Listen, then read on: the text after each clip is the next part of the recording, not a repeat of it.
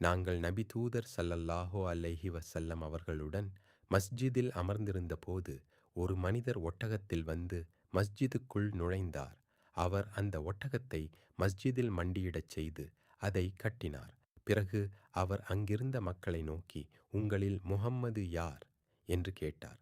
நபி தூதர் ஸல்லல்லாஹு அலைஹி வஸல்லம் அவர்கள் மக்களுக்கிடையே சாய்ந்து அமர்ந்திருந்தார்கள். நாங்கள் சாய்ந்து அமர்ந்திருக்கும் இந்த வெண்மை நிற மனிதர்தாம் என்று பதிலளித்தோம். அம்மனிதர் நபி தூதர் ஸல்லல்லாஹு அலைஹி வஸல்லம் அவர்களை நோக்கி, அப்துல் முத்தலிபின் மகனே என்று அழைத்தார். அதற்கு நபி தூதர் ஸல்லல்லாஹு அலைஹி வஸல்லம் அவர்கள், உமக்கு பதிலளித்தேன், அதாவது நான் தான் நீர் தேடுபவர், நீர் கேட்கலாம் என்றார்கள். அம்மனிதர் நபி தூதர் ஸல்லல்லாஹு அலைஹி வஸல்லம் அவர்களிடம், நான் உம்மிடம் மார்க்கம் பற்றி கேட்பேன், அந்த கேள்விகளில் நான் கடுமை காட்டுவேன், எனவே என் மீது நீர் உமது மனதில் வருத்தம் கொள்ளக்கூடாது என்றார். அதற்கு அவர்கள், உமக்கு தோன்றியதை கேளும் என்றார்கள்.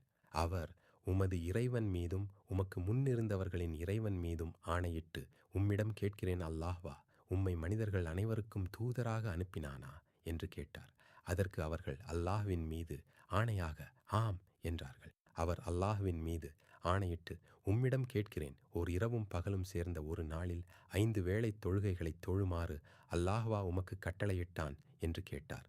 அவர்கள் அல்லாஹ்வின் மீது ஆணையாக ஆம் என்றார்கள். அவர் அல்லாஹ்வின் மீது ஆணையிட்டு, உம்மிடம் கேட்கிறேன், வருடத்தின் இம்மாதத்தில் ரமழானில் நோன்பு நோற்குமாறு அல்லாஹ்வா உமக்கு கட்டளையிட்டான் என்று கேட்டார். அல்லாஹ்வின் மீது ஆணையாக ஆம் என்றார்கள்.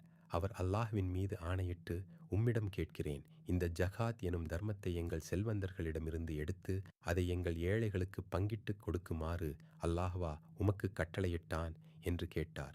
நபி தூதர் ஸல்லல்லாஹு அலைஹி வஸல்லம் அவர்கள் அல்லாஹ்வின் மீது ஆணையாக ஆம் என்றார்கள்.